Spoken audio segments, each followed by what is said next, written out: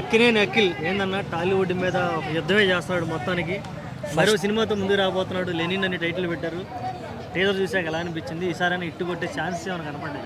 First of all Lenin గురించి చెప్పాలంటే troll చేసిన నా కొడుకుల గురించి చెప్పాలా, తప్పుగా అనుకోకండి ట్రోలర్స్. ఎందుకంటే సినిమా నువ్వు జస్ట్ ఒక ఫోన్ పెట్టుకుని ఒక ఏమంటారు అది కామెంట్ చేస్తావు, అది కాదు. సినిమా తీయడం అంటే ఎంత కష్టమో ఒకసారి తీసి చూపెట్టు.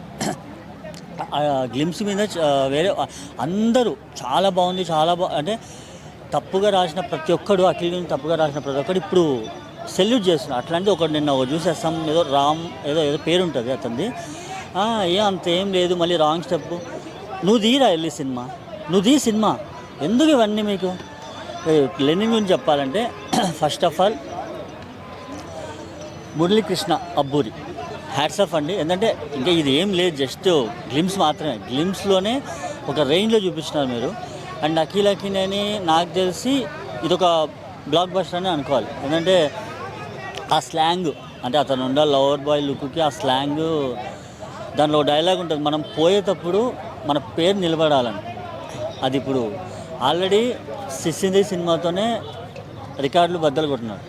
కొంచెం గ్యాప్ ఇచ్చినాడు అంతే, కొన్ని గ్యాప్ ఇచ్చి ఇప్పుడు వస్తున్నాడు. ఇది కన్ఫామ్గా హిట్టే.